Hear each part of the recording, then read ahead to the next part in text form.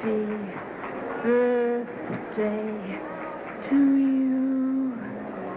Happy birthday to you.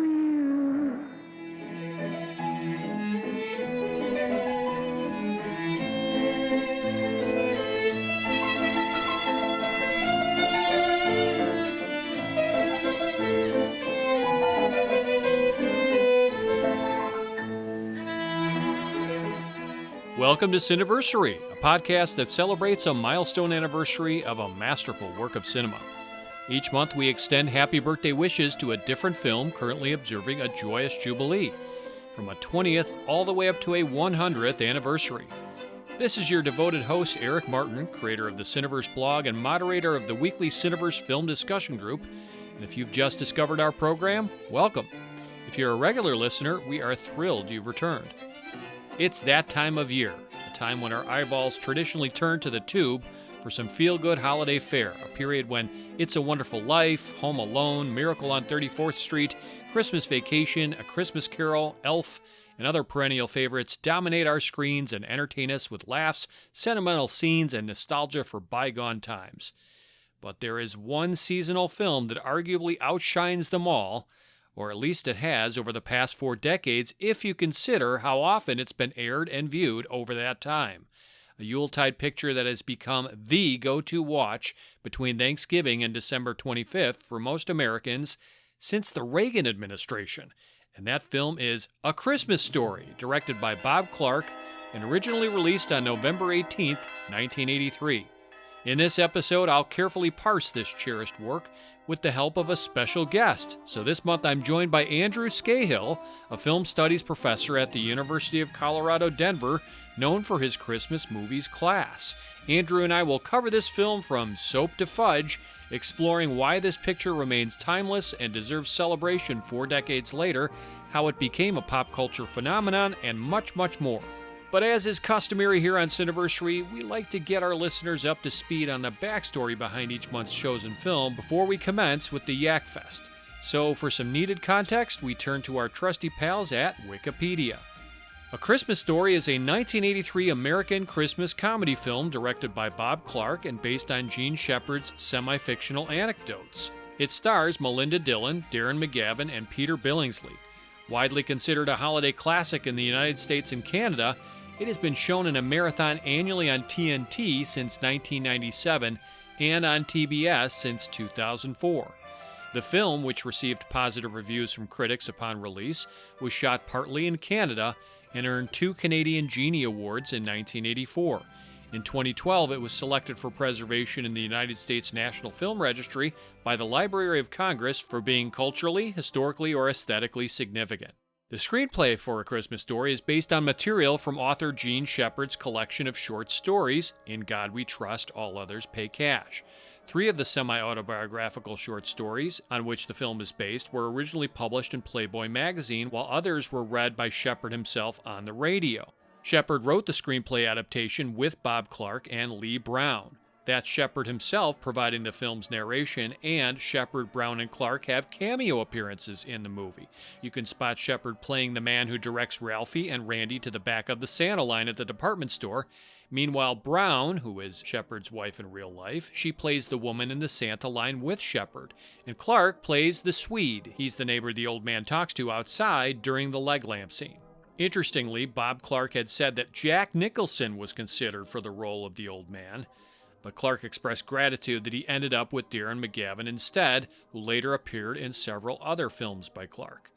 The director also cast Melinda Dillon on the basis of her similar role in Close Encounters of the Third Kind for Steven Spielberg. Some 8,000 actors auditioned for the plum role of Ralphie, among whom were Keith Coogan, Sean Astin, and Will Wheaton. Quote, "He walked in and he had us from the beginning," unquote, Clark later recalled of Peter Billingsley, who was already a successful actor in commercials and from co-hosting the TV series Real People. Clark initially wanted Billingsley for the role of Ralphie, but decided he was too obvious a choice and ended up auditioning many other young actors before realizing that Billingsley was the perfect pick after all. A Christmas Story is set in Homan, Indiana. Now, this is a fictionalized version of Shepard's hometown of Hammond, near Chicago. Clark reportedly sent scouts to 20 different cities before selecting Cleveland for exterior filming. Cleveland was chosen because of Higbee's department store in downtown Cleveland, and the exterior of the house and neighborhood were filmed in the Tremont section of Cleveland's west side. The school scenes were shot at the Victoria School in St. Catharines, Ontario, in Canada. The Christmas tree purchasing scene was shot in Toronto, Ontario, as was the soundstage filming of interior shots of the Parker home. Initially overlooked as somewhat of a sleeper, A Christmas Story was released a week before Thanksgiving 1983 to moderate success, earning about $2 million in its first weekend. Overall, the movie's theatrical box office take was $19.2 million against a $3.3 million budget. Quick look on Rotten Tomatoes and you'll see that A Christmas Story tallies both an 89% fresh rating and an 89% audience score, and an average critical score of 8.4 out of 10. Meanwhile, its Metascore at Metacritic.com is 77. What say we take a quick trip down Trailerland? In this modern age, Perfect. too many people have lost sight of the true meaning of Christmas. Mom! Hush! Shut up, Ralphie! So now, in the spirit of the original, Me to you. Stop! traditional, American Christmas, Thanks a lot! MGM presents A Christmas Story. Dancing through the snow Uncle! in a one-horse open sleigh. O'er the field we go, laughing all the way. Bells on bobtail ring, making spirits fly. What fun it is to ride and sing. Ho, ho, This sleigh's on tonight. Fragile. That must be Italian. I think that's Sister Fragile, honey.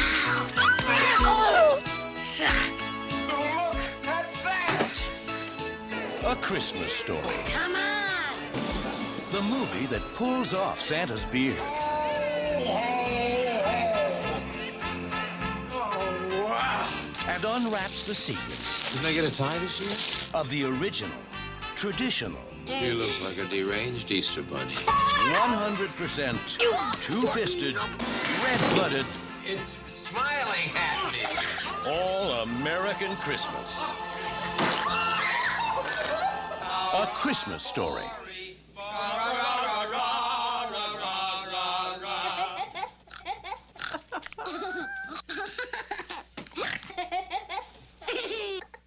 All right, ahead of rolling out the red and white Santa carpet for my guest, here's a speedy heads up that our trip through early 1940s era home in Indiana will be, let's say, spoilerish, okay?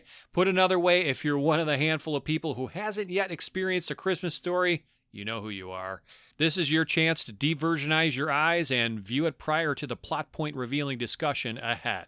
Now, no complaints, or I'm going to have you speak to the old man. What did you say? That's what I thought you said. In the car. Go on. Okay, let's officially get this sleigh ride underway. We now say hello to Andrew Scahill, a film studies professor at the University of Colorado, Denver, who has taught a course on Christmas movies. He's served as coordinating editor for Velvet Light Trap and assistant editor for Literature Film Quarterly, and has been published in multiple journals like Cinema Journal, In Medias Res, Flow, Jump Cut, and Postscript. Hey, Andrew, thanks for taking some time out of your busy semester and coming aboard to speak with us about A Christmas Story. My pleasure. I'm happy to be here. Yeah, I was really intrigued. I was thinking about who would be a great guest for my next episode. It's going to be a Christmas episode, so it'll be a holiday film, and the timing was perfect as far as, hey, Christmas Story, 40th anniversary. Now, who can I find to wax poetic with me about this film? And just kind of Googling around and asking around, your name came up because, of course, you have taught in the past a course on holiday films. So, yeah, briefly tell us about that class and why you chose to offer that course, and what you and your students learned about some of the movies you studied then. Yeah, I typically teach the horror genre is kind of my area, and I think I just wanted something different. It was time for me to teach genre again, and I've always been intrigued by both the kind of hyper nostalgia of the Christmas movie, and then the sacrilegious quality of genres like Christmas horror, which become more and more popular over the last few decades. That probably tells us something, right, about our relationship to the holiday. And so I thought, let me collect these films all set at Christmas, and let's use the same theory we would talk about, say, the Western, or the melodrama. Let's apply that to the Christmas film and see if it's true. Let's see if Die Hard is a Christmas movie. The age-old debate, right? Yeah, right. And so I was like, let's let the class decide. Let's do a course on the Christmas film, and then you can tell me what the genre features are by the end of the course. And we had a really fantastic time doing that, and it turns out, there are a couple of ways that we talk about genre. One is the outer genre, where it looks a certain way, right? We know a Western because it looks like a Western, right? There's the gunslingers, there's the locales. The iconography, yes. Yeah, exactly. The iconography, the style, the mood, that sort of thing. And then the other way we can talk about genre is as a plot structure. So Mm. the coming of age film, it has certain narrative beats that had happen at certain times, or the sports film. I like to say it's like the inner genre is like the train tracks. Where's the movie going? Mm. But the outer genre is the cargo. What does it look like? Ah. And it turns out the Christmas films have both of those things. It has both an inner and an outer genre. Mm. Very interesting. Yeah, it makes me intrigued. I almost want to attend your class. So that was a few semesters ago. Do you ever plan to bring it back, that Christmas course? They do, and I would want to teach it in the fall because I think it's a class that is best kind of leading up to the holiday, so we can kind of see how the holiday gets generated. Hmm. Right after Christmas in or sorry, right after Halloween in some contexts, Uh-huh. we see Christmas start to be articulated culturally, What would you say is your favorite holiday film of all time? Now, I know you preface this by mentioning you are a huge horror fan, so it's right? interesting. 6 degrees of separation here. Of the director of this film is Bob Clark, and of course, he was known well before A Christmas Story for some horror movies, including Yeah, Black Christmas, one of Black the first Christmas. Yeah. slashers in the modern so-called era. So, putting aside, let's say, maybe your love for holiday horror, what would you say is a traditional Christmas film that would be your favorite? When I start the course, I teach A Christmas Carol is the first kind of thing that we encounter, Mhm. and I love A Christmas Carol as a Dickens text, and there's kind of many film adaptations, and it's interesting to me because it's one that we adapt so frequently. I forget the number, but there are 60 some odd adaptations It's of A amazing. Christmas Carol. Yeah, Yeah, you wonder, are there more Sherlock Holmes films, Dracula films, Godzilla films, or Christmas Carol films? right. Gosh, you're right. There's so many Sherlock Holmes films back in the day Yeah. where they were almost like television episodes, more than what we consider films. And also with Christmas Carol, it is a film that we restage in almost every town in America every year, and so Mm. the ritual quality of that film is really really interesting to me. So that would be like the So that being said, like you've got some choices, right? You got the Reginald Owen 1938 MGM, you've got the George C. Scott from 1980, I think it is, and then you got the classic Alastair Sims from 1951, or is it another? Is it option D? Which one is your favorite version? I love Scrooged, the Bill Murray Oh, vehicle. okay. I think that's a fabulous adaptation. You know what I did actually in this course is that I didn't use a literal adaptation at all. I used The Family Man, Mm. the Nicolas Cage film from 2000. Now that's an adaptation of the Dickens story. I think it's a sort of like a side door adaptation. What's really interesting about the Dickens novel, as well, is we don't think about this way, but it's about time travel. It's science fiction. Yeah. It is about going back in time and imagining a radical alterity, which is such a modern way to think about time travel. Yeah. Think about something like Back to the Future would say, there is a past that has like gone off the tracks and we need to go back and put it on the tracks, right? There's a singular reality. But in a modern sense where we think about multiverses, we're just thinking about branching realities. Well, Dickens was thinking about that, you know? Yeah, it's interesting because if you really ponder it further, It's a Wonderful Life, the perennial Christmas classic, is also a time travel movie in a way. That is the week 3 film that I do. So right after The Family Man, we do It's a Wonderful Life, and they pair so well together. And so why is Christmas a holiday where we start to imagine radical alterities and what could have been, right? Because it's a holiday of assessment, you know? That's true. Before we hit New Year's and we go, "Okay, then here's what I'm gonna change about my life." The Christmas is about it's a Bethlehem narrative. It's about returning to home and reassessing. And in a way, our film of the month here, A Christmas Story, is a time travel film. If you look at it, here we have an older man, the narrator, who's looking back on his childhood with some cherishment, some not remorse, but more, hey, it wasn't all, sunshine and lollipops. There Right. were some rough times, folks. So let's get into it here. Andrew, when and where did you first watch A Christmas Story, which came out in 1983? And what was your initial reaction? Do you recall? So I was born in '77, so I definitely watched it when I was a kid. I think of it as a ritualistic film, even before we were kind of playing it on a loop, on TCM.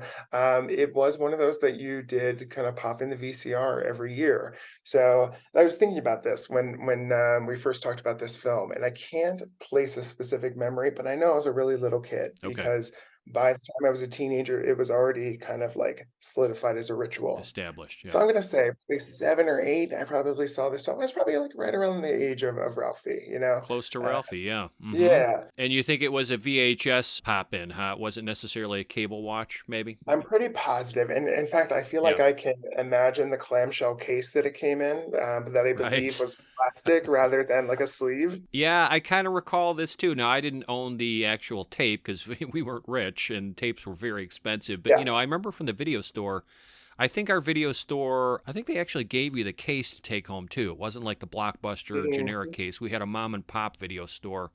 So for me, I think, yeah, my first watch came on home video, probably 85 or thereabouts I think that was the year it debuted on VHS. So it didn't come out right in 83. Mhm. Can you imagine the length of time between theatrical release and when you could actually watch it in your house? It used to be so It's long. incredible. Now think about this, like E.T., one of the biggest films of all time. If Oh, my memory serves correct, I don't think it came out on VHS mm. until 1988, like 5 years. Like think about that as far as a missed marketing opportunity. Hey, Like what were they waiting for, you know? God, I was obsessed with that movie. I still love that movie. I'd love to talk Oh about it yeah, at some me too. point.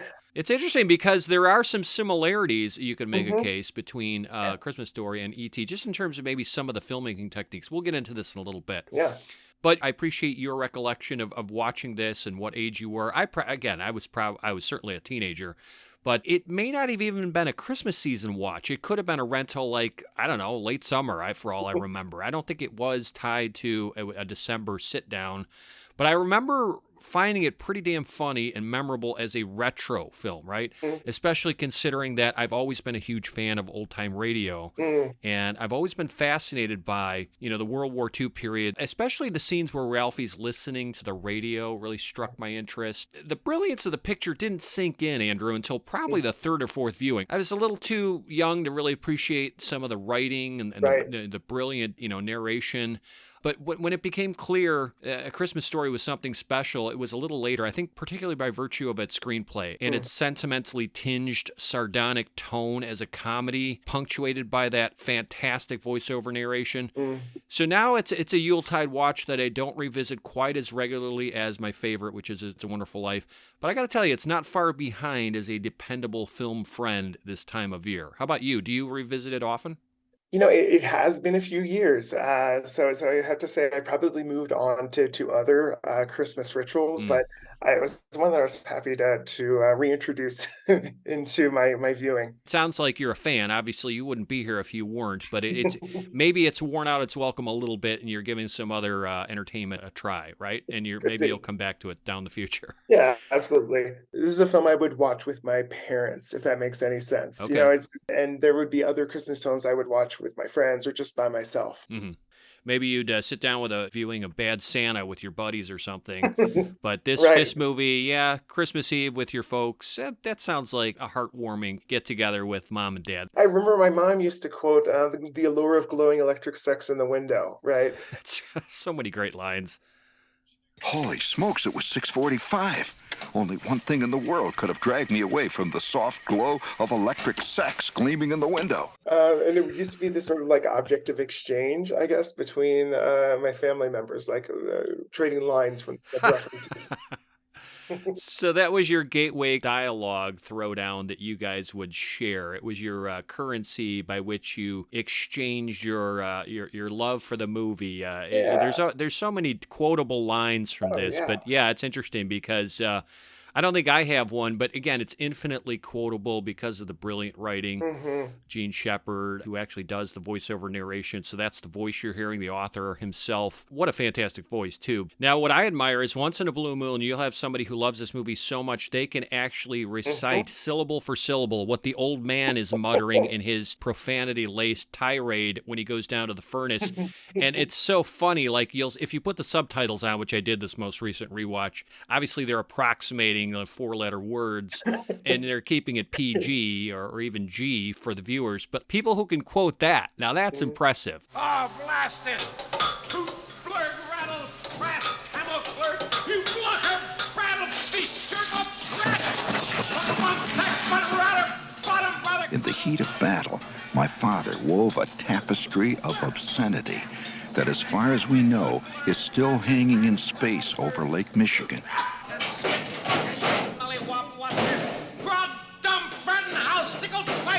Says a lot about the staying power of a movie like Christmas Story. So why and how does this film, Andrew, remain one of the most popular of all holiday films? And why is it worth celebrating 40 years later? It's got to be more than just, it's become a ritual film. So it's like, okay, you get it. Turn the TV on. It's on, TNT, TBS. It's probably on TCM and some other things. You probably have it on the shelf. It's become like a lot of other holiday films, almost a not must watch, but just a ritual. You either look forward to it or it's just so ingrained in your routine that you can't escape it every year. But beyond that, why else is it worth celebrating 4 decades onward? Well, I think it gets to the nature of cult movies, and why are they pleasurable, and why do people get so protective of them? Why is Rocky Horror Picture Show still playing in every town with a live cast? There's something about films that are not popular when they're first released, or maybe poorly reviewed, and then they get reclaimed by an audience who touts their love. I think of something like Showgirls is a more modern example of that. Um, and so I think too, it is sometimes like the bane of comedy that people don't get it at first. They don't get the deep irony of it, and its brilliance kind of comes into focus much later. I think that's an interesting way to think about A Christmas Story. That it's become a cult object in the way that Big Lebowski is a cult object, and that people have that sort of like love and adoration and a sort of strong fandom towards it for that reason. Yeah, it would be an interesting anomaly as a cult film because when you think of that term, you often associate like movies that didn't get a lot of love from the mainstream Right. or that weren't widely watched but took on a life of their own either on home video or among different, subcultures or circles of watchers. I would not argue with you. It's a cult film in that, like you said, it was only a modest commercial success during its original release in '83. I looked this up. It garnered mostly mediocre notices from critics. It quickly vanished from theaters, but years later it began snowballing into this huge fan favorite thanks to cable and home video. And this is a case study of a little engine that could, right? A film that defied the odds and became a pulp culture sensation. But my overarching point in terms of you're bringing up cult films is, it is possible to be a cult film and be a mainstream popular favorite too. So it's kind of the best of both worlds. It's become incredibly popular, but it's also a little bit underground in terms of its origins. Yeah, absolutely, absolutely. And I think, it's a film that people want to share with other people. The idea that someone hasn't seen A Christmas Story is like, what? How can that be? Let me share this with you. And that's also part of the joy of cult cinema, that you bring people into the fold. Yeah. Absolutely. I mean, just talking about the popularity, we have to get it out in the open just for those who want the facts. It's deserving of kudos because, let's face it, it's probably the most beloved and rewatched holiday movie of at least the last 40 years. And most people's favorite Christmas movie made in color, you could argue. Now, some may say Home Alone or National Lampoon's Christmas Vacation, for example, maybe they are more deserving of that description, but those films aren't necessarily playing in consistent heavy rotation or 24-hour marathon blocks as they have year after year with A Christmas Story, a work that I personally believe is superior to those other films and engages a wider span of generations than either of those two movies. Now, again, this is a subjective viewpoint. You don't have to agree with me. But consider that A Christmas Story has been played in 24-hour marathons every year on TNT since 97 and every year on TBS for the past 20 years. I looked this up. In 2008, over 54 million people are estimated to have watched that marathon, and that represents almost 1 in 6 Americans tuning into the cable channel for their yearly dose of A Christmas Story. That is quite phenomenal. And as proof of its continued popularity, I also found this little factoid. In 2019 and 2012, the film was named the favorite or best holiday movie ever, based on the results of surveying by One Poll and Marist Poll, respectively. It's also placed tops on the list of greatest Christmas films of all time by a couple different publications, IGN and AOL. And if you look hard enough, you'll see that it's very near or at the top with some other lists. Again, subjective, but I want to make this point too and see what you think about it, Andrew. A Christmas Story, to me, it earns extra points in the authenticity column for being a period piece that gets all those small details and references right. The fact that kids would use a decoder pin to decipher secret messages on popular radio serials like Little Orphan Annie in the day. That Lifebuoy soap would have been considered the worst tasting among foul-mouthed kids. That sparks and electric fires were a more serious concern, you would assume, due to overloaded outlets in early 1940s America. That the Chicago Bears football team, world champions 3 out of 4 years in the early 40s, which is true, was the squad you would have rooted for if you lived in Northwest Indiana like the Parker family did. Many a mom had a copy of Look magazine on her nightstand or in her home. And also The Wizard of Oz, which came out a year before this is supposed to have taken place, this story. So that would have been 39 for The Wizard of Oz. That would have been on the minds of many kids at this time. Now, what I find is a delicious little kind of meta moment in A Christmas Story is you see the costumed Oz characters at the Christmas parade, and what are they doing? They're chasing away Mickey Mouse and his Disneyites. And I think that's delicious because you remember that the film A Christmas Story was also made by MGM. That's the studio behind The Wizard of Oz. So it's kind of like, in a way, MGM flipping the bird at Disney to me. Did you ever notice that before? I hadn't. That's really funny. I love that that kind of irony, and it makes sense with Bob Clark that he would kind of embed those things in his films. Right. Or maybe he just personally thought, hey, I like The Wizard of Oz over all these other Disney characters and tropes. Who knows? Maybe there's a personal kind of vendetta thing. I have no idea. But again, it's just another little detail. So the authenticity, all the little pop culture references are great. I think it's also deserving of accolades too. I mean, of course, right? It's the casting. You think about the casting here. Peter Billingsley as Ralphie, he has the ideal face, doesn't he? I mean, the perfect size, the acting instincts for the role of Ralphie. He has these big blue eyes, this sheepish grin, these expressive eyebrows, right, that he uses to maximum effect. And then you think of his younger brother, the actor Ian Petrella. And I don't know what else he's been in, maybe nothing. But hey, if this is the only role he's ever conquered, it's amazing because he never looks like he's acting at all. And again, that's a testament to me of perfect casting. So natural is his performance. All of Ralphie's friends, they absolutely look their parts. Do you agree? Yeah, I totally agree. And then Zach Ward as Scott Farkas is unforgettable. That freckled countenance, the wicked smile that he sports. If you see him, I saw him in an archival kind of bonus feature on the Blu-ray. It was probably 20 years later. He doesn't look as cute as if he ever looked cute. Again, they just had the perfect faces for that age where they were cast. But to me, the crowning touch, casting-wise, tell me if you disagree. I mean, it comes with the presence of Melinda Dillon and Darren McGavin as Mom and Dad Parker. They know exactly how and when to play it straight and exactly when to yuck it up for maximum laughs. I think McGavin as the old man, yeah, You can make a case he's chewing a bit of scenery, right? But that's entirely appropriate to me, considering Yeah, for this type of film. these are hyperbolic childhood memories. So what do you think about the cast here? Oh, I think it's really fantastic, and I loved it almost had like oh gosh, like a collaborative quality to it. The acting, I thought these are comic actors who are kind of feeding off of each other. Totally agree with that. Yeah, you could tell there's a rapport, a chemistry. Everybody's getting along. I mean, Bob Clark must have had a way with child actors, because this is really a film about these children.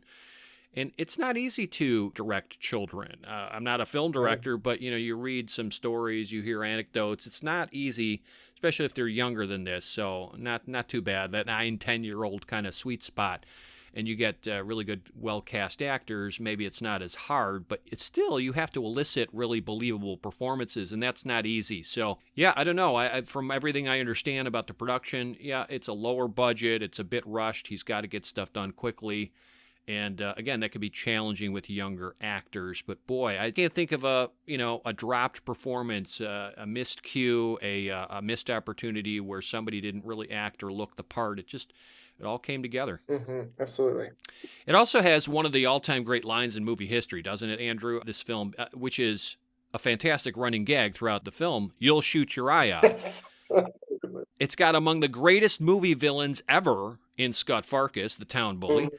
And it's one of the best David versus Goliath feel-good underdog wins in the movies when Ralphie finally fights back and defeats Farkas. Right. I mean, is it the first time you saw that? Wasn't it like a Rocky moment, or I don't know if you ever saw My Bodyguard, that teen comedy. Yeah. But it's just such a feel-good moment because we've all kind of been there. Maybe we've been bullied. Right. Or we knew somebody who was bullied, and you just wanted to take that anger and frustration out on that bully. And when Ralphie does that, obviously this is an exaggerated comedy. In real life, would he be able to beat up Scott Farkus? Probably not, but maybe. Again, it feels so vindicating.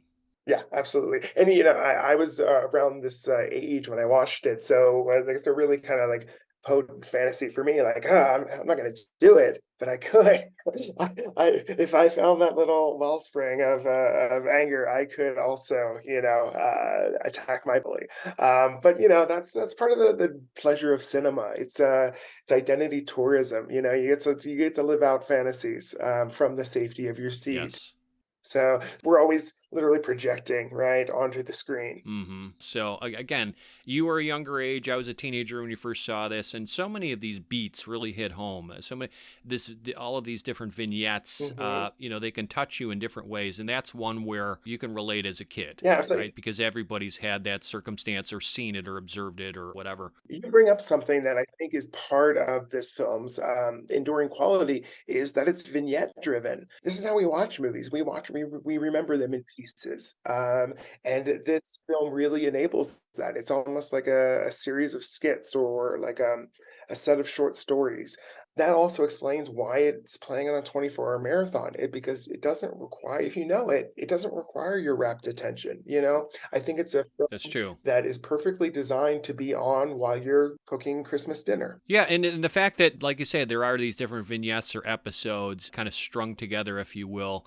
Right. You can pop in and out whenever you want and have a mini movie within the movie that you can savor. And then if you have to step away, you can come back to a different mini movie within the movie. Absolutely. And now the detriment to that approach, of course, is that Christmas Story is really thin in the plot department. And I can't argue that. It's not a chunky plot. It's more kind of, like I said, a series of vignettes. But so what? Yeah. Again, the ultimate goal is he going to get his Red Ryder BB gun? But there's a lot of lessons learned along the way. We will get into this when we talk about themes in a little bit.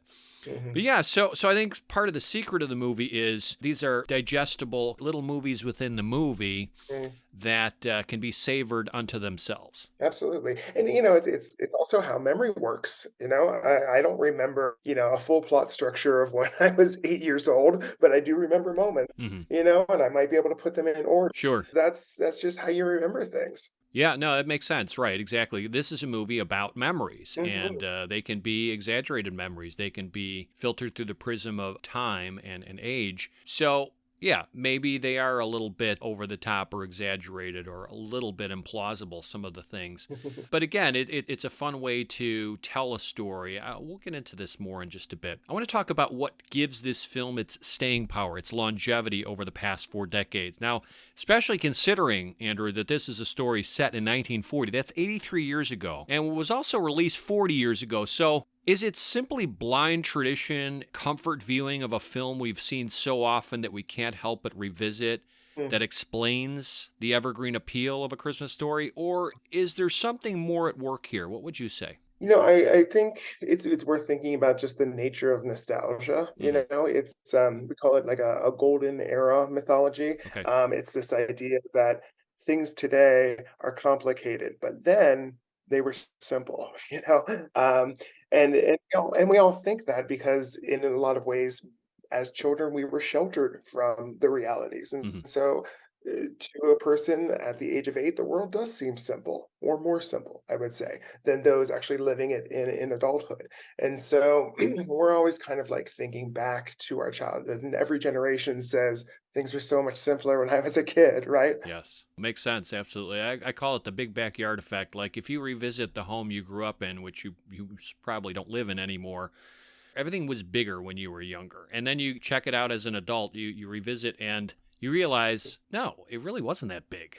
Absolutely. I mean, that it's kind of an example of just how we make things bigger and more significant or more important as a child. Things look more intimidating, feel more challenging, or look or feel more magical and mysterious. And when you get older and more jaded and you learn how the world works, a lot of that, the sheen of magic, wonder, and mystery kind of disappears, and there's a sadness to that. And to revisit it, which is really the focus of this whole movie, but also to revisit some of the bad times, right? Let's be honest. There's a lot of crying. There's a lot of consternation and hand-wringing and frustration that Ralphie and his peers experience in this movie that are comical situations, but there are some serious moments in A Christmas Story where he's breaking down in tears or he's really frustrated about something.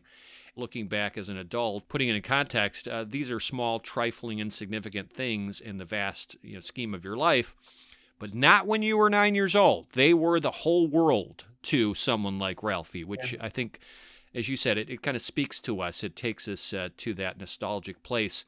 I think it also serves, this movie, as a mini pop culture history lesson. It teaches new generations about what life was like as a kid 80 plus years ago, and it reminds viewers that the childhood experience and its ups and downs are universal. And that's true regardless of what era you grew up in, right, Andrew? I mean, Right. younger viewers who pay attention, they may find it fascinating that the most advanced entertainment technology in 1940 was a radio. Right. They may find it mind-boggling that many families brought home and decorated a real Christmas tree much later in the Christmas season, like maybe 2 days before Christmas or something. Right. Yeah, the fact that tires often blew out loudly and suddenly on cars, like that was a serious concern and you had to be prepared. Or that Red Ryder and Little Orphan Annie were as popular to youngsters as maybe, I don't know, SpongeBob SquarePants or the Avengers would be today. And yet many can also relate to Ralphie and his life, including the challenges of living in a middle-class family, of worrying about Santa getting you the present you want, stressing about a school assignment, trying to avoid neighborhood bullies, having a father who spewed profanities, who's a pretty intimidating guy, getting report cards, getting punished for a misdeed, your parents arguing, being embarrassed by a younger sibling, or, for that matter, discovering the ugly truth about crass commercialism and consumerism, which is also a major theme going on Right. in this movie. It's pretty worldly in that way, but especially from a 9-year-old's POV. I want to read you something. This is by Emily St. James with the AV Club, who wrote, "This is the Christmas movie I'd most want to live in. The movie's Norman Rockwell America seems further and further away with every year, and that's a good thing in a lot of ways, but at the same time, I miss a world that I came in at the tail end of downtown department stores and small towns that weren't just bedroom communities for larger cities, of boisterous, copyright-flouting Christmas parades, and 2-story houses a family could live in on one income." Interesting perspective there. What would you say here? Yeah, in terms of, teaching new generations about what life was like 83 years ago. Is there something to that? Do younger kids even care about that? Or is there still an intrigue about, wow, this is how people lived all those years ago. Sure, absolutely. I can speak for myself. It was almost like an act of empathy for my parents Okay. to understand why Christmas was a big deal to my mom, right? And the sort of act of gift giving, the embarrassment of getting a gift Hmm. from someone who doesn't know you at all. It was when I remember I think asking my mom, like, "Well, did you do that? You know, did you have a decoder ring?" That sort of thing. It's that kind of loving time capsule. Sure. Absolutely, because I had, I really cherished my grandparents, and they would have been parents around this time in 1940, like very young parents or about to be parents. And just thinking about, like, this is what life would have been like Yeah. for mom and dad Parker. But I see what you're saying in terms of, like, if you have a loved one who, has an attachment to that era or grew up in that era, Mm. maybe you take a more vested interest in, I really want to learn or appreciate what life would have been like. Now, we shouldn't learn our history from a movie necessarily, because movies can BS, they can fudge the facts, but I think, as we were talking about, Christmas Story does a pretty good job of being fairly authentic with the fine details. It feels like a very lived-in universe that really happened. Absolutely, absolutely. And I grew up in Ohio, and so I felt a lot of the Midwesternness of this film for sure. Absolutely. Yeah, I grew up in the Midwest as well. So again, just the values and the ethics and, the the limitations of what your family income was and all of that kind of thing. Mhm. I also grew up in a house with one parent income. I mean, that seems like such a dinosaur era, right? Like you can't even do that anymore. Yeah, and I think one of the things that this film kind of wrestles with too is this sort of like not being able to live up to the expectations of being a suburban family, and then presenting a certain image at Christmas. I think is so essential. It's also like where a lot of the humor of National Lampoon's Christmas Vacation comes from, Yeah. and the inability to live up to this expectation we've created for ourselves during the holidays. That's a great point.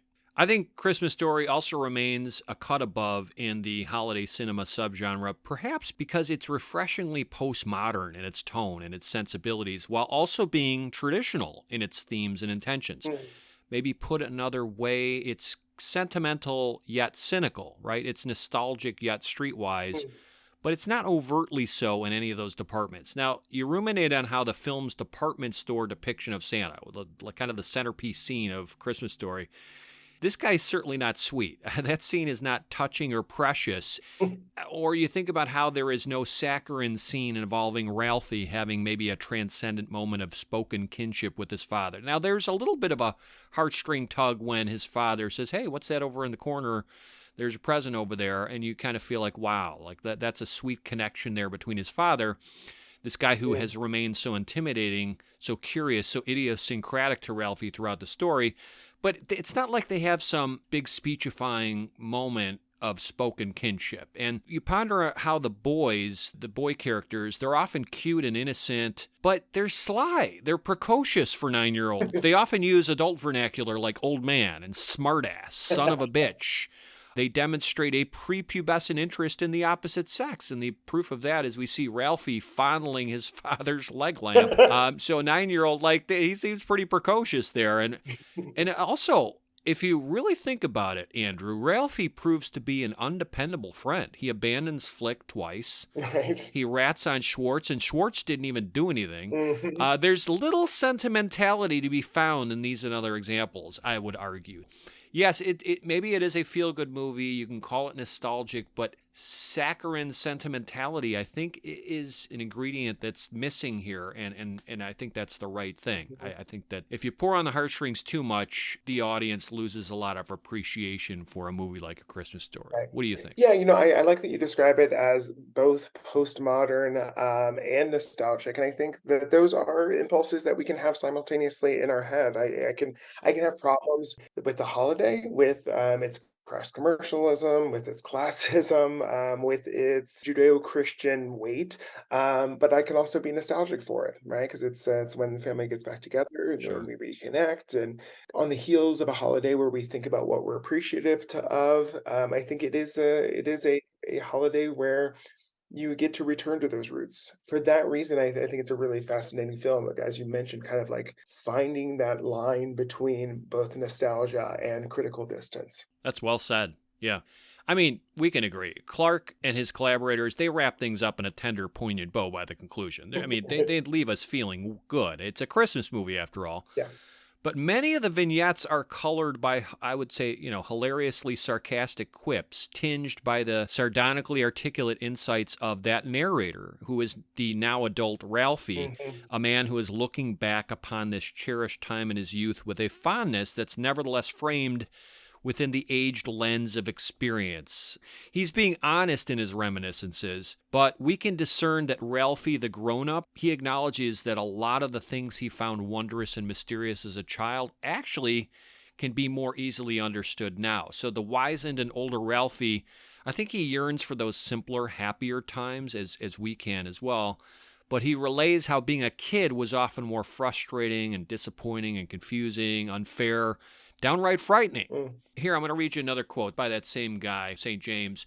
Said this: "A Christmas Story threads an incredibly difficult needle. It's nostalgic both for a more universal childhood holiday, one full of longing for presents and negotiating bullies and writing down a Christmas wish list, things kids will always probably do as long as the holiday exists, and for a very specific kind of American holiday that's mostly disappeared. Filtered through grown Ralphie's point of view, it becomes this weird nostalgic thing, a memory of something unpleasant that becomes pleasant because of the gauzy haze of nostalgia." Yeah, if we look at the word nostalgia, it's from the Greek for to remember through pain. The first time we really used nostalgia was to talk about soldiers at war and thinking about home. And so I think it's that impulse, and I really like that section you read about threading the needle. I'm curious if would you consider this a coming of age film, which is usually the story we tell, kind of starting around this age and up until like 16. Yeah, it's interesting you asked that question, because when we talk about themes, I'm going to suggest one of the, I think, prominent themes of the film, which to kind of give you a taste of where I'm coming from. It's kind of a innocence lost film in a way, but right on the cusp. I don't think it's quite a necessarily a coming of age film, but Ralphie is getting wiser to the world. Yeah. I think that's important. So he hasn't quite made the transition, but he's on that cusp. He still believes in Santa, because why else would he put all his eggs in the department store visit to Santa basket, right? Yeah. And that says a lot. If you're still believing in Santa, and there's no wrong age at which, hey, you should stop believing in Santa, but it usually happens around 9, 10, whatever. It just depends. Everybody's different. I think it was my youngest son was 8 when he stopped believing in Santa. A little younger than me, but I was a little more kind of, dreamy-eyed and naive, if you will, as a child. But I also loved the wonderment of just believing in magic, and so I would suspend my disbelief maybe longer than other kids. Every kid is different. Yeah. Well, I think of the line in Catcher in the Rye where Holden Caulfield says, like, I dreamed about being on the edge of a cliff and catching children before they ran off, catching them in the rye. And I think it's that kind of impulse that it is. You're right. He still believes in Santa. For all the things that are happening to him, he is still innocent. And when we think about the coming of age narrative, comes from the Building Roman, right? A novel of education. Okay. And this sort of modern buildings roman isn't I learning a trade, which is usually what that novel is about. It is, they call it a novel of disillusionment, right? And when you start to learn that the world is either not as good as you thought, but or in the hands of minority writers, that the world is not built for you, right? And that you will have to navigate a harder road than others. Yeah, so this film, I think, is distinctly before a loss of innocence narrative. And, there are lots of different types of losses of innocence. In Sure. American film, it often is around sex. But there's, the loss of innocence of learning that your parents are fallible. Yeah, I think that's a key lesson that Ralphie learns here, just in terms of the power dynamics of how his parents' relationship works. But again, that colloquialism of threading the needle applies because he hasn't quite figured everything out. He hasn't become a jaded prepubescent teen yet. That's going to come a couple years down the road probably, but this is still that magical era where, Christmas still has magic Mhm. and Santa still exists, and it just speaks for itself. You don't have to get that deep on it necessarily. It's a great question. Is this a coming of age film? I want to come back to it when we talk themes. Sure. So how is A Christmas Story different or distinctive, Andrew, from maybe holiday films that came before it? What makes this movie unique among the holiday cinema genre? Well, I was thinking about this earlier when we were talking about my course, because one of the questions I put to my students is, are Christmas movies a genre? And if so, what sorts of look do they have? And the look part's easy, but what sort of plot structure might A Christmas Tale tend to follow?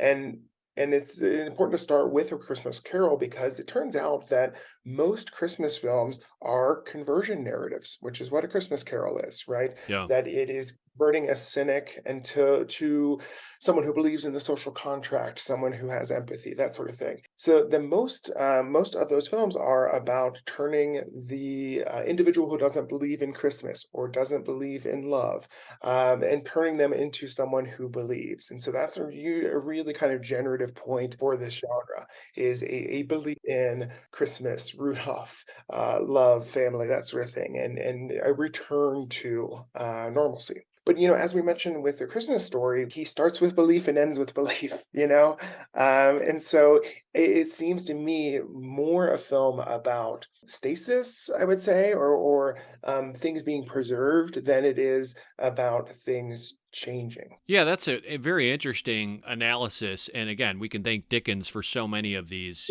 story beats and tropes. And like you said, the formula for, conversion of a character and all of that.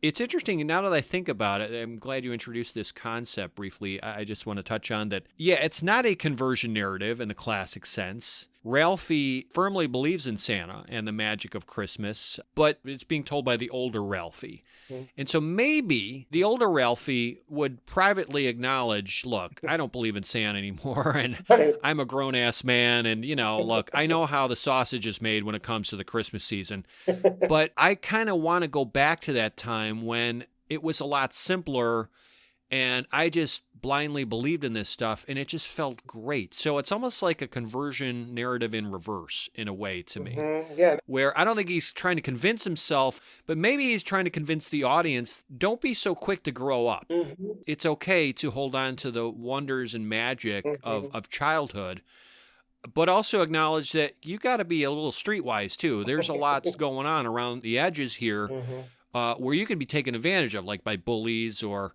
you kind of got to know how to work your parents and how to work the system, but you could still get bailed out by Santa, or in this case, your dad who buys the present on Santa's behalf, right? So it's interesting that you introduced that concept of conversion narrative because I think it still fits a little bit here. No, I could definitely see that, and I think the kind of looking back. I mean, that we have children's fantasy narratives that we tell over and over again about a place that you can visit, and Neverland and Oz, that you slowly lose the ability to visit, and it's one of the kind of great stories that adults tell about childhood. Mm. Similar, I would say, to this film and its view of this world. That you're right. The present day narrator, there's no returning to that. Yeah, there's no going home again. Absolutely. But in answer to this question, I ask, how is this different from earlier holiday films? So if this came out in 83, like you think about Christmas movies before 83. And Mhm. I'm not a film historian. I say this a lot, but I got to put that disclaimer in there, folks. It's not like I do this for a living. But, I try to do some at least cursory looking up and research, Googling things, digging a little bit here. I try to dig a little harder in this one. And I'm telling you, I think I can definitively say that this was maybe the very first holiday film to be told from a child's point of view, Mm. at least in America. Here, our main protagonist is Ralphie. He's now a grown man as the narrator. He recalls his experiences as a 9-year-old at Christmas time in the Midwest in 1940. And as in E.T. just a year earlier, that came out in 82, the filmmakers, they often shoot at the kids' level and they keep the adult characters to a minimum. Right.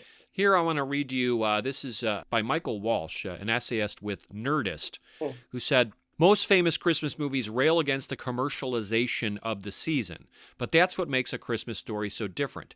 It's entirely about young Ralphie's desire to get his dream present, a Red Rifle BB gun. That's exactly why the movie has endured. It's about the innocence and wonder of experiencing Christmas as a child. While we like to think the holiday is meaningful for all the reasons that have nothing to do with getting stuff, the day never means more than when you're a kid on Christmas morning opening a present. So true, right? Yeah, I know. Like, again, it sounds materialistic, but when you're a kid, it's okay. This is what parents and grown-ups frame the whole Christmas season as. Like, be on your best behavior so Santa visits you and gets you the present you want. And that, again, it's enforced and reinforced time and again as you're a kid. And so it's not a bad value system. But again, a lot of the most treasured memories we have as children associated with the holiday season have to do with, oh my God, that was the greatest present I ever got, or that was the worst present I ever got. It has to do with the gifts. And that's important to kids. Yeah, absolutely. Child perspective. Meet Me in St. Louis has a real kind of child-centered perspective, and parts of that take place at Christmas. Miracle on 34th Street has a certain child perspective, but you're right, this sort of nostalgic, hyper-nostalgic view of childhood, especially from the perspective of a modern-day adult, does seem really different. Yeah, but Margaret Hamilton and Natalie Wood in those movies you cited, those are good examples, but the film is not consistently told beginning to end from their POVs. Right. Like, we can kind of put ourselves in their shoes. I would argue that the sequence in Meet Me in St. Louis, that it's more endemic to Margaret Hamilton's, not Margaret Hamilton. What was her name? Margaret? O'Hara? Margaret? Oh. I can't remember. The child actress. I apologize. I just can't recall. Anyway, it's the Halloween sequence, not the Christmas sequence. But you make a great point. There are some predecessors where you have some child characters, but they're not the main protagonists in those stories, arguably. Here, it's all Ralphie's perspective. It's Ralphie beginning to end. And what's also significant is that, like Home Alone 7 years later, it's rare, to have a Christmas film involving child characters or geared to kids in which there are no supernatural phenomena, right? There's no real Santa that comes down the chimney and appears and saves the day, for example. So often another trope in holiday films is you'll have some supernatural element. Absolutely.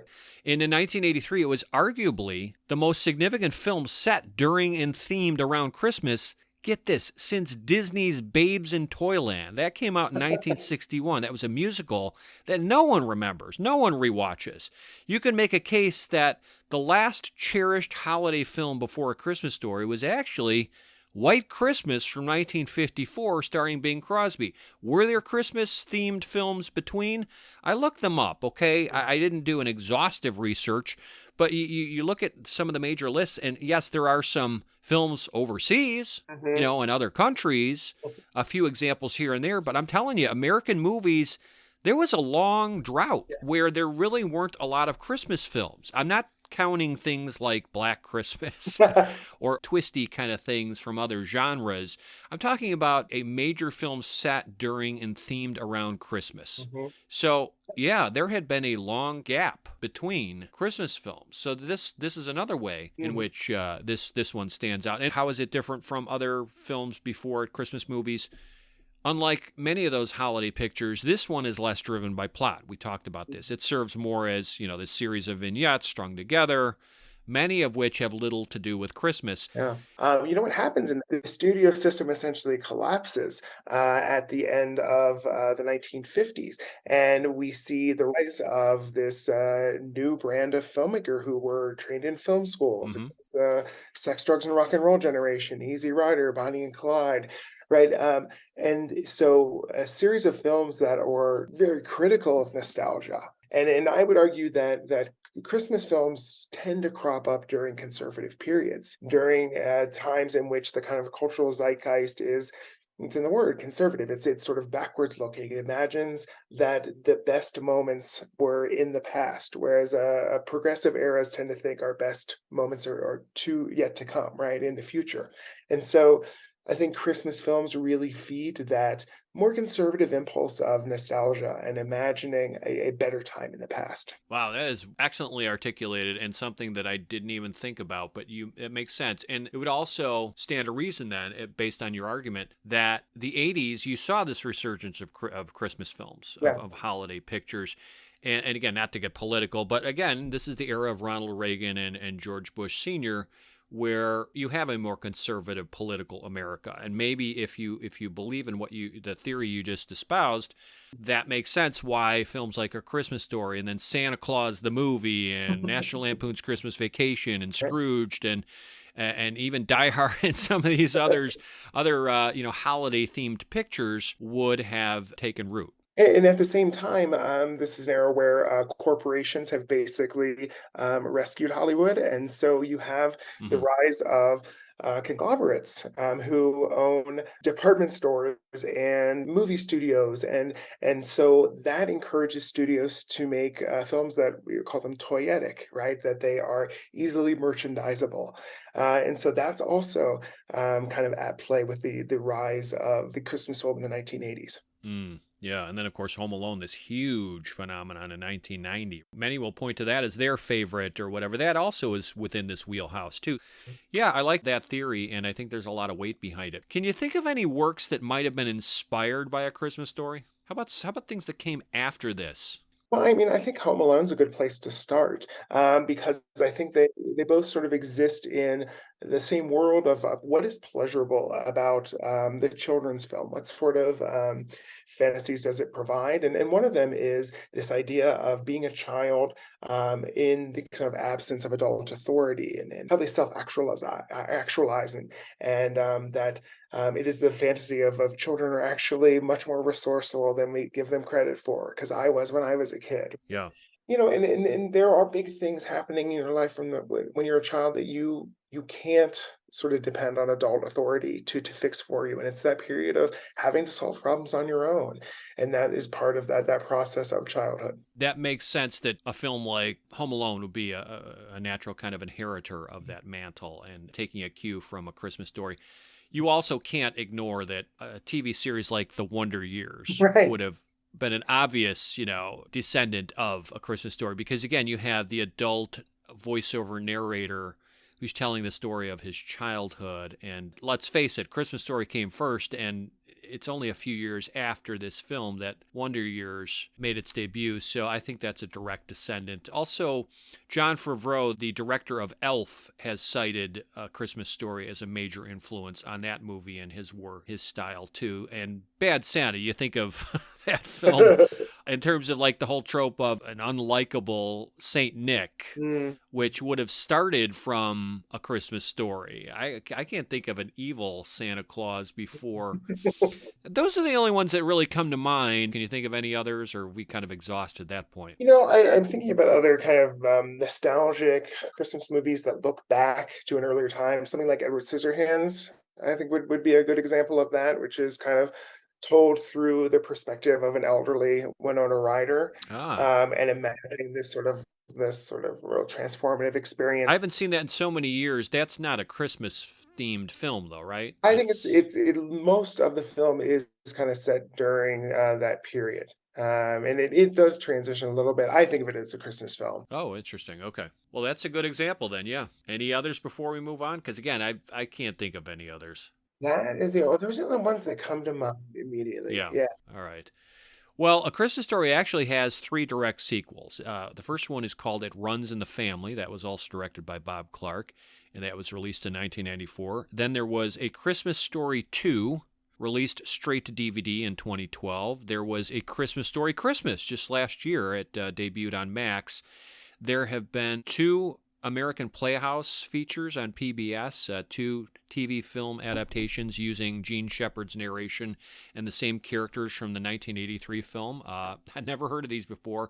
One of them is called The Star-Crossed Romance of Josephine Koznowski, and the other is Ollie Hopnoodle's Haven of Bliss. For what it's worth, if you're a Gene Shepard fan. Yeah, have you seen either of those? Just curious. That does not sound like a film that children should watch. That sounds like something you'd find in the back room of a video store. You could always count on Gene Shepard for these very curious, memorable titles, no question.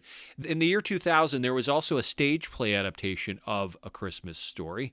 And in 2012, the movie was adapted into a Broadway musical.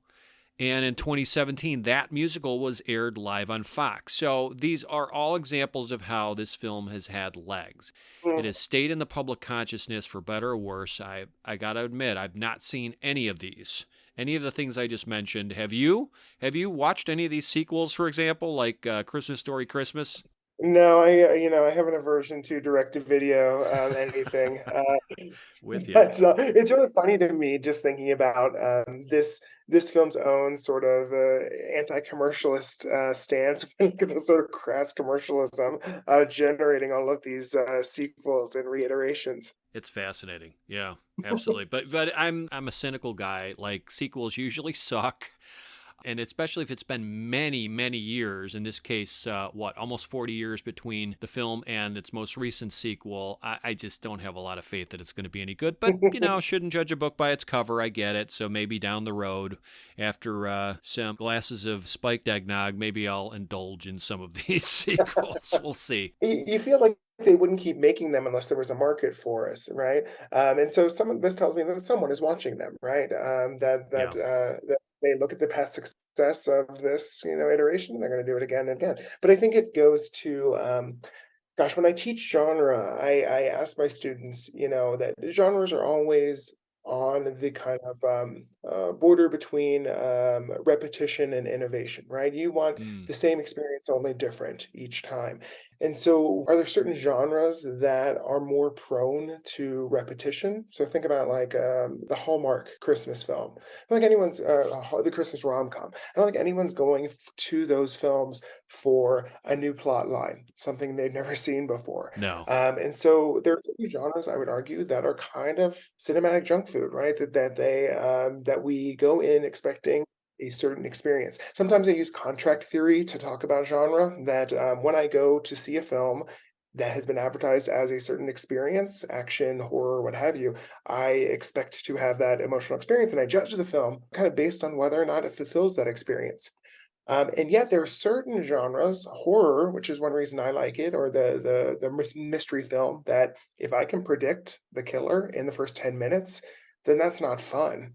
And so certain genres, I would say, are more predicated on innovation or sort of countering your expectations. Yeah, being clever. Yeah, absolutely. And I think films that have this sort of repeated sequels are probably films that are more reiterative, or that we go to them to have it fulfill our expectations and not to challenge. Yeah, derivative stuff, it's Yeah. comfort fare. It's satiating that self-indulgent happy place, even if it means, regurgitating the same formula, which to me, yeah, okay, it's not my cup of tea. Yeah, and I don't get involved in a value judgment about that, but I think it speaks to, I write a lot about audiences and affect, but I think it really goes to, what do you go to the movies for? Yeah. So what experience do you desire from film? And to desire a comforting experience, there's nothing wrong with that. You're right. And typically, why I write about horror is that horror has to keep surprising you. It has to keep innovating by nature. That's what I find really interesting about it. And I go to the movies personally to see something I've never seen before. And that's more or less how I kind of judge the film. Did it give me something new? Yeah, absolutely. You're bringing up some great points, and I don't mean to be judgmental or hypocritical for that matter, because there are times where I'll throw on a Marx Brothers movie, or I'll go back to It's a Wonderful Life for a good cry, because they're comfort entertainments. It's a Wonderful Life is a tough film. People forget. People who kind of watch it as a happy Christmas movies are often kind of surprised at its darkness. Oh, absolutely. It's a much deeper film, more enriching, but also a deeply layered film. And I talked about this a couple of years ago when we delved into the 75th anniversary of It's a Wonderful Life. So, folks, if you want to hear more about that, check out that podcast from 2 years ago. But we need to keep moving here. I want to talk about Bob Clark, the director. Now, I'm sure you're familiar with his work, being a fan of horror. And, he'd previously helmed these completely different movies, like Black Christmas, like Children Shouldn't Play with Bad Things. And he was also, for that matter, the helmer of the sex comedy Porky's. Yeah. Why would he be the ideal director for A Christmas Story? What special qualities does he bring to this work? One of my favorite films is Hitchcock's Shadow of a Doubt, and that was written by Thornton Wilder, who also wrote Our Town, this sort of like super nostalgic vision of small town America. And that same director wrote Shadow of a Doubt, which is this really sort of like small town America as a trap that you can't escape. And so I think there's something to someone who can see both the sort of joy and the darkness of an event. And I think that's what Bob Clark brings to it. The sort of deep irony of Black Christmas and its overwrought use of Christmas as almost like implements of danger is kind of counterbalanced with this film. And so that's what I find really compelling about Bob Clark, is that he seems to be able to hold nostalgia and critique simultaneously in his head. Yeah, you would know more. You've probably seen more of his stuff. I'm going to trust your expertise more than mine. But he's not known for any particular stylistic tendencies. Right. He's not going to be called an auteur anytime soon, right? But the late Bob Clark, he did pass away a few years ago. He seemed to have a knack for bringing out memorable performances in children, and that's later evidenced in the family comedy, not a great movie, but Baby Geniuses. It did have a sequel as well. It was his idea to cut into the set floors, for example, place the camera at Ralphie's height, and that better reflects the perspective of a 9-year-old boy. So, Bob Clark, he had his moments. I mean, he used, from what I read, detailed index cards to storyboard each shot. That demonstrates careful planning. There was a bit of a head bumping going on when writer and voiceover narrator Gene Shepard tried to outflank Clark by attempting to supervise some of the actors and scenes. And so what Clark did is, I'm going to quickly take charge here. He prevented the author from accessing the set. So probably a smart idea. He also had a gift, I think, for visual comedy. Now, the case in point here, the segue scenes of kids running to and from school between the vignettes, the Black Bart gang on the run imaginary sequence, or the turkey stealing Bumpus dogs hastening a quick retreat from the Parker kitchen. All of these little scenes are exaggeratively sped up. They're impeccably edited for comedic timing. And likewise, the other fantasy sequences in A Christmas Story, the teacher who transforms into the Wicked Witch, or the blind Ralphie returning home to shame his parents. Why, it's Ralph. Come on in, Ralph. Where you been?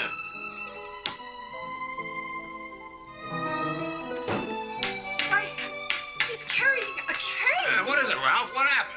Why, he's blind. Blind? Oh, my God.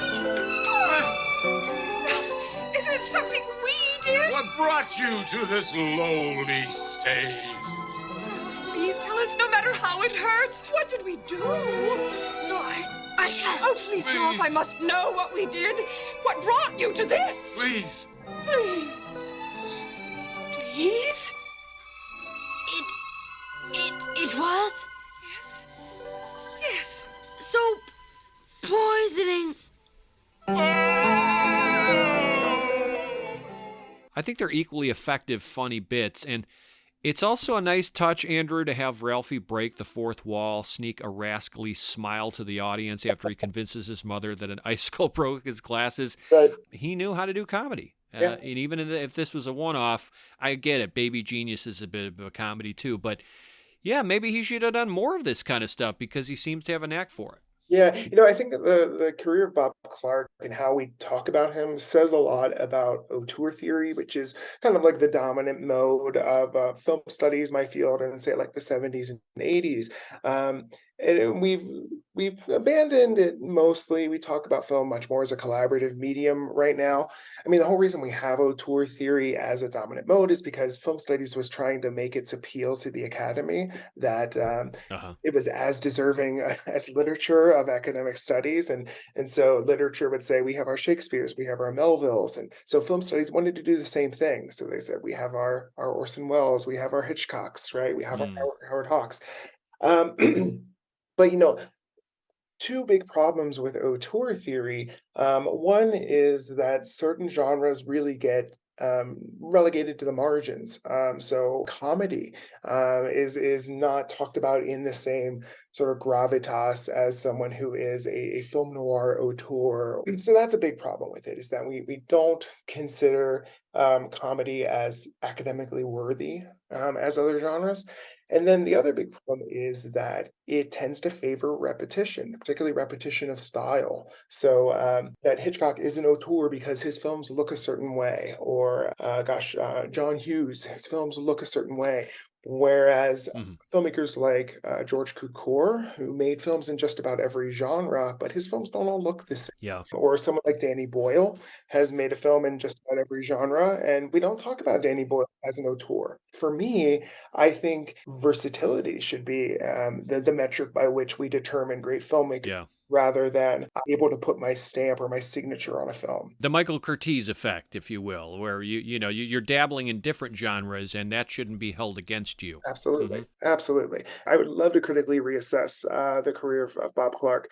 I was in one of the first posthumous collection on the work of John Hughes, and we had a similar Huh. conversation in there. You know, why don't we talk about John Hughes the way that we talk about Hitchcock, for instance? And so I love for this kind of critical reassessment. Yeah, yeah, it's healthy. It's good to have a dialogue about it and to keep an open mind, because everything doesn't have to be so rigid and sclerotic when it comes to film criticism, film theory, etc. I totally agree. Absolutely.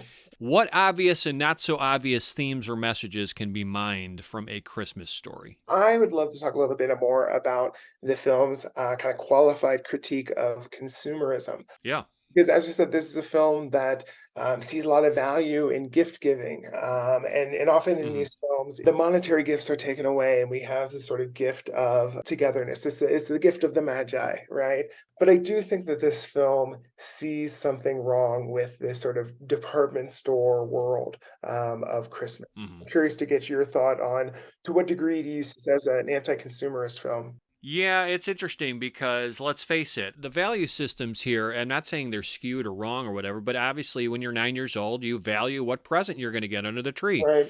I don't think it's so much about the fact that it's, some materialism message or something. I think it's just more about when you're a kid, these are the important things. And there's nothing wrong with it. This is just how we are born and bred, right? I mean, it's ingrained in us to want things, Yeah. to dream about attaining something. And in Ralphie's world, the height of that would be the Red Ryder BB gun.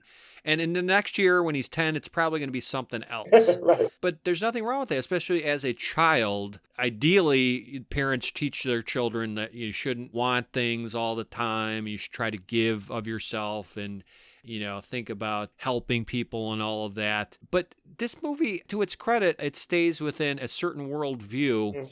But it's not necessarily one that is deserving of criticism because it's being too materialistic. Mm. I think that, yes, one of the messages is that he puts everything in the basket of he wants the Red Ryder BB gun. But I think the key message for me in the movie, one of the key ones, is that the secret to life is turning lemons into lemonade. Because time and again, Ralphie and his family are unexpectedly and suddenly challenged, but they find ways to turn a bad situation into something good. So Exhibit A would be he's thwarted by his subtle attempts to persuade his mother to get him a Red Ryder BB gun for Christmas. Mhm. So then what does Ralphie do? Well, he tries to advance his aims by writing via his class paper. When that falls through, what does he do? He pivots to petition Santa toward his cause. Right. Now that fails eventually, but ultimately he's rewarded, surprisingly rewarded, when his father makes Ralphie's wish come true. Exhibit B, after the neighbor's dogs ruin their Christmas feast, the Parkers buck tradition. What do? They enjoy a meal at a Chinese restaurant. And the line that sums up this overall life lesson: Life is like that. Sometimes at the height of our revelries, when our joy is at its zenith, when all is most right with the world, the most unthinkable disasters descend upon us. And then, Andrew, tied in with that theme is a sub-theme or an adjacent theme, which is frustrations are fleeting, but family is forever. Mm. And so to me, A Christmas Story reminds us that life is often unpredictable, it's often upsetting, But things work out when you have a good support system, as in a loving family. Yeah. And the example here is Ralphie's mother covers for her son after his fight with Farkas. And if you recall, Ralphie and his brother are terrified that his dad is going to just rip him apart. Right. But what does she do? She helps gloss things over with his father. From then on, things were different between me and my mother, the narrator says. And despite long dreading the punitive nature of his father, the old man, well, he proves he can be loving and sensitive. Yeah. Remember that it's Ralphie's old man who comes through in the clutch by getting him the Red Ryder BB gun, and that's to the mild objection of his mother. Now, the old man undoubtedly recognizes some of his younger self in Ralphie, and he gets his son the same toy that he said he had when he was 9 years old. So there are tender moments here, but not overly so. And again, family is forever, I think, is the message.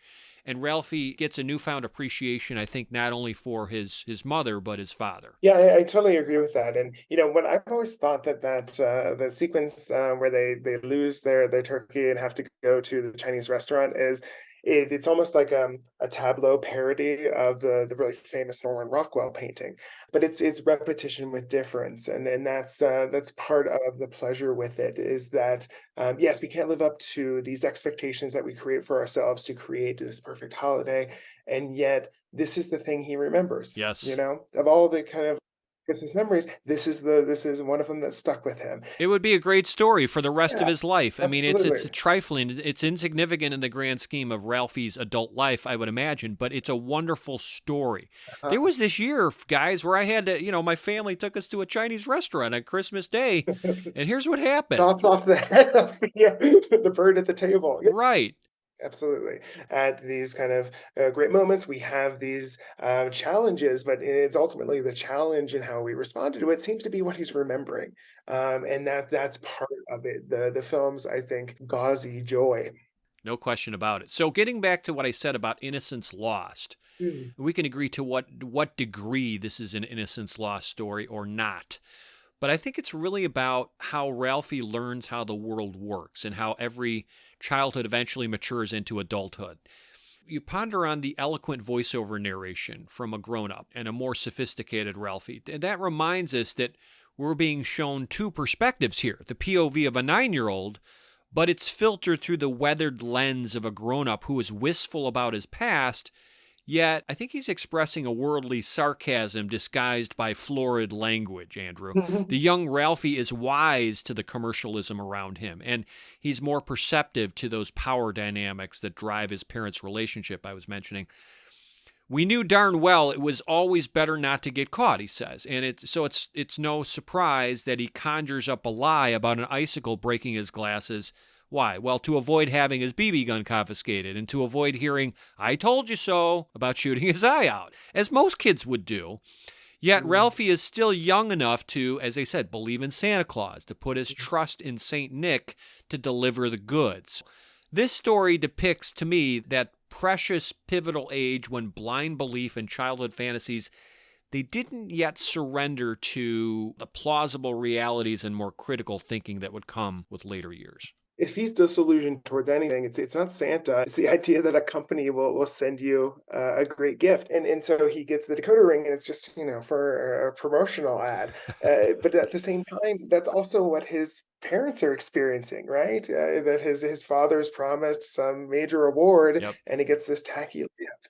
That's really kind of interesting tension, is that you see the start of his disbelief in commercial culture, but not in Santa Claus, right? Yeah. It's true. They say we usually turn out like our parents, so I think Ralphie is eventually going to become the next old man.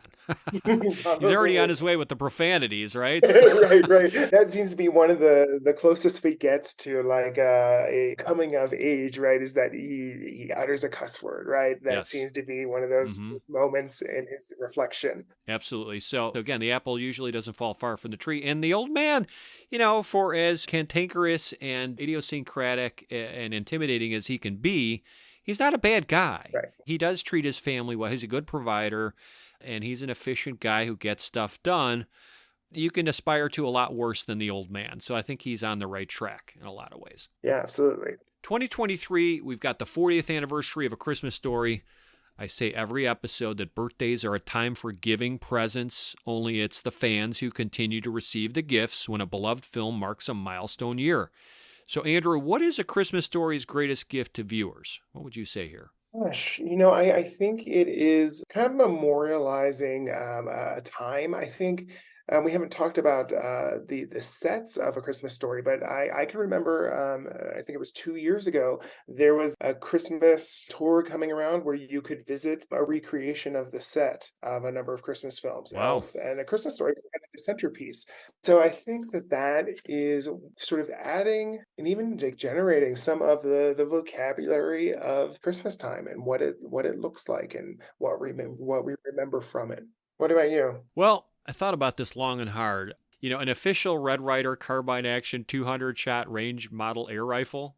It may be the greatest Christmas gift Ralphie would ever receive. But I think the greatest gift A Christmas Story bestows to me, anyway, is stellar storytelling, Andrew. I mean, this tale and its voiceover by the actual author, Gene Shepard, demonstrate the author's exceptional talent for wordsmithing, and it weaves this transfixing narrative pieced together from brilliantly articulated recollections of his own childhood, many of which were captured, I learned, in the 1966 book In God We Trust, All Others Pay Cash. I've not read it, but again, sourced from earlier, published stuff.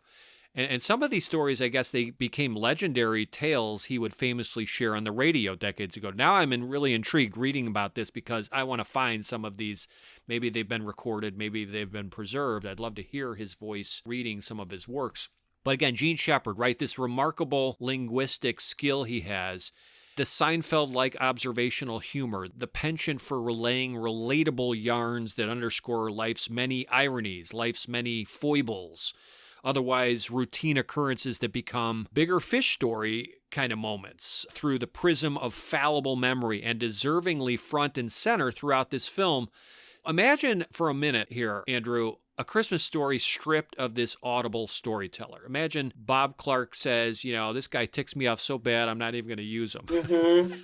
There's no voiceover and narration. Sure, it would have been a fun movie with Billingsley as Ralphie doing the heavy lifting. But to me, it's the audio narration, it's the verbiage crafted by Shepard that gives this movie its comical gravitas, the nostalgic power, the undeniable charm that A Christmas Story conveys.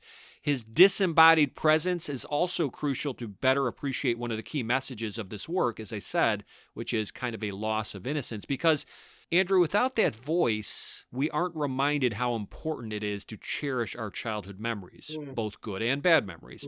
And we aren't reminded to appreciate a time when we maintained a trusting sense of wonder about the world's mysteries just before its harsher truths come into full light as an older child. So yeah, it's that voice, it's the writing, it's Gene Shepard. I think that's the greatest gift. Yeah, well put. I like that way of thinking about the importance of that film in a narrative sense. Because as I said before, I don't think we credit comedy enough with doing really, really smart work and narrative experimentation.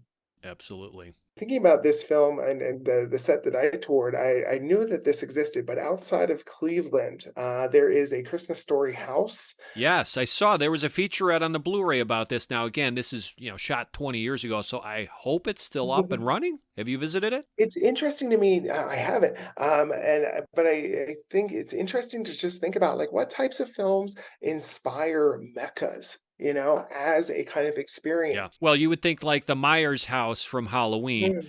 I don't know what state that's in, but boy, if I'm filthy rich and I want to invest, I buy that property and I turn it into a museum, like a Halloween movie museum or something. You know what I mean? So it's interesting to think about famous domiciles, houses from some of your cherished movies, and this would be a good one. Well, and this one's interesting because it's you don't believe that it's filmed there, right? I think people know that this was filmed somewhere other than Cleveland, and yet the people are going to this recreation of a house with a sort of mecca. What happened, according to the featurette, is they completely remodeled and updated it, and so the new investor owner who bought it to become kind of a museum, he had to downgrade the house. which is interesting. He had to strip out all the new siding and completely gut the interior to make it look like a 1940 era home, which is fascinating unto itself. But hopefully, his efforts paid off and a lot of people went out to visit. I don't know. That's why I was asking if you ever checked it out. But that's a fascinating phenomenon unto itself, right? Yeah. Like that speaks to the power of a classic movie. Yeah, I find film tourism to be really fascinating. I've written a piece about the Stanley Hotel here in Colorado as a sort of shining inspiration. And what do you experience? And a lot of times people describe it as something like a Hobbit town.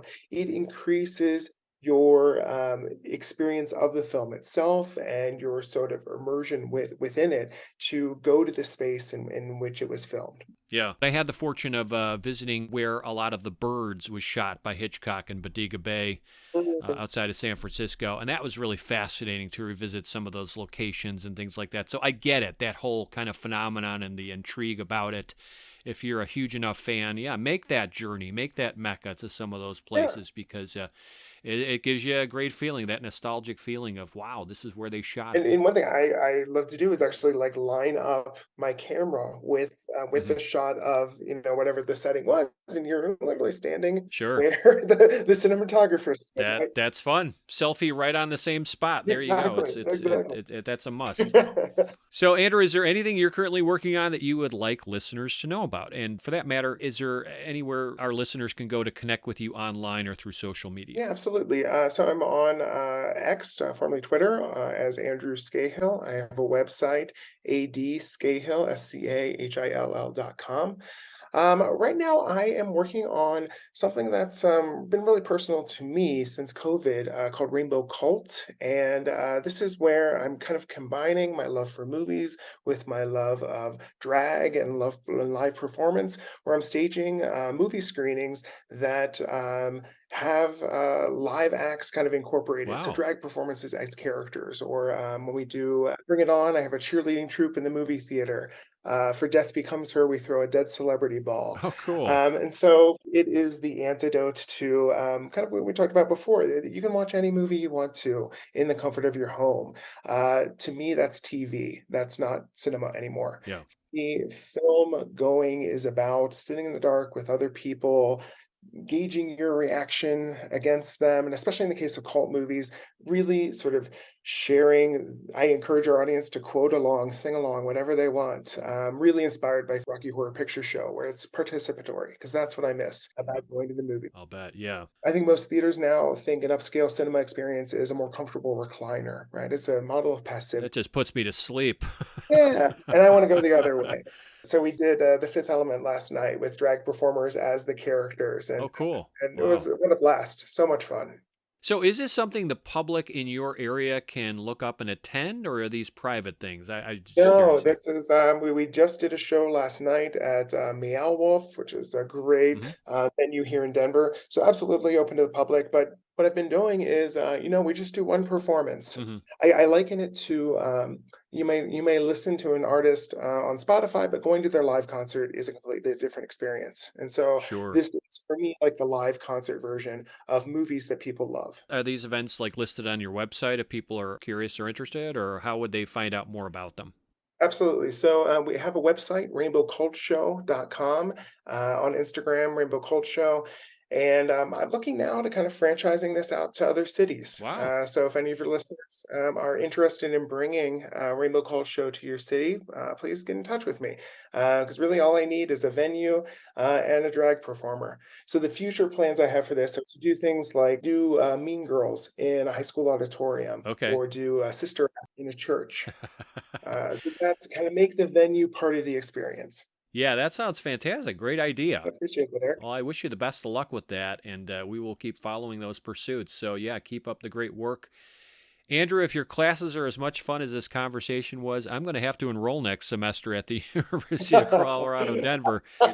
Thank you for pulling out your Little Orphan Annie decoder ring and helping me unlock all the secrets behind A Christmas Story and the movie magic built into this seasonal classic. It was a lot of fun talking to you. Happy holidays to you and yours. Thank you. I would say for this podcast, A plus plus plus plus plus. Yes. Well, that's good to know. All right. Fantastic stuff. We'll talk to you down the road. Thank you. Bye. As a terrific podcast guest, trust me, Andrew is getting no coal in his stocking this year. Fun stuff there with Mr. Scahill, someone I'd love to have back on our program in the future. Thanks again, Andrew. Time now for standing ovations. This is where I give a shout out to a movie, book, TV program, podcast, or other work that I think would be of interest to classic film lovers just like you and me. For December, my standing O pays it forward in a way by spotlighting something coming to cable in January. Now, I wanted to give you the heads up about this early so you can plan on viewing this without missing any installments. I'm talking about an all-new original documentary series called The Power of Film. Now, this will air on Turner Classic Movies next month. According to TCM, this series will explore some of the greatest American classic films from the past century.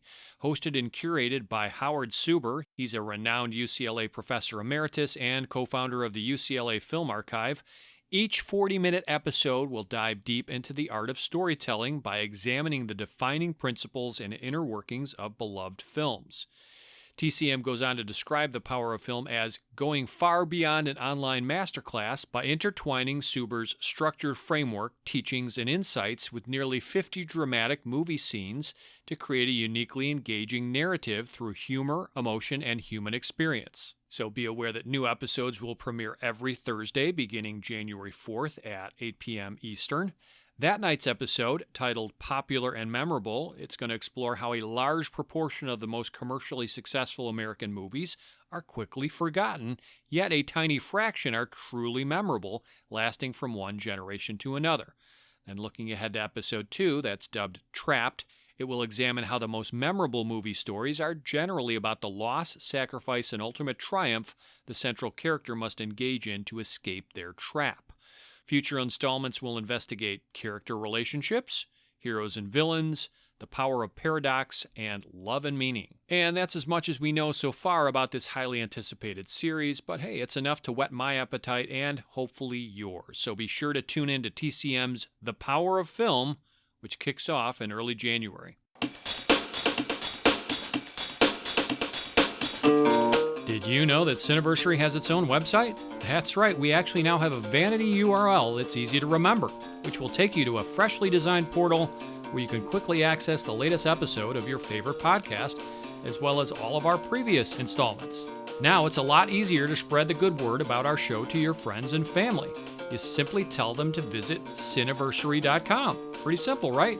That's Cineversary.com. We also have a custom email address just for you. Now, if you ever want to share feedback on our show or offer suggestions for future installments, or maybe you just have a question about Cineversary, send it to us at cineversarypodcast@gmail.com. Also, you can really help our show grow by spreading the good word about the Cineversary show to your peeps. Even better, please leave a positive online review and rating, which significantly helps us to get discovered by new listeners. So if you use Apple Podcasts, Spotify, CastBox, some of these other services, simply search for the Cineversary page, look for a link that says something like ratings or reviews, click that link, and leave a review and or rating. While you're at it, take a moment to like us on Facebook. We also have a presence on Twitter. Our handle is @CineversaryPod, where you can easily tweet or follow us. And if you want to go an extra step in your support of our show and help keep us ad-free, please consider making a monetary donation to the Cineversary podcast by visiting tinyurl.com/donate-cineversary. We really appreciate your support. Lastly, have you checked out my Cineverse Group website? Yeah, it's easy to get confused by these similar sounding names, Cineversary, Cineverse, Tomato. But Cineverse is actually the name of my private film discussion group I founded back in 2005 that continues to meet weekly on Zoom. Every week, the Cineverse group watches, researches, and discusses a different movie, and I create a summary write-up, call it a mini essay if you will, on that movie that gets posted to the Cineverse group blog. So if you want to enjoy reading in-depth content that examines different discussion-worthy motion pictures, including classic Hollywood films, independent features, foreign masterworks, modern movies, and silent-era standouts, then visit cineversegroup.com, simply spelled CINEVERSE group.com. Fun fact, every posted article on cineversegroup.com includes a link to a recording of our group discussion of that particular film, with me leading the conversation as moderator. So if you like what I'm doing on the Cineversary podcast, you might also want to give a listen to some of our Cineverse Group recordings, which are podcasts of a different sort. Again, head over to cineversegroup.com where you can check out some interesting text and audio content on a variety of films, not necessarily celebrating a milestone anniversary. Our New Year's resolution here at Cineversary: to continue to offer you thought-provoking, insightful, and entertaining episodes delving into some of the greatest films of all time. We're going to try to keep that promise in January. That's when we'll honor another major birthday, this time the 60th anniversary of what is perhaps the finest dark comedy and political satire of them all, Stanley Kubrick's Dr. Strangelove, or How I Learned to Stop Worrying and Love the Bomb, originally released in January 1964. Next month, we'll also enjoy a quick visit with Tom Lucas from Fathom Events, who's going to share his 2024 slate of theatrical re-releases celebrating major anniversaries.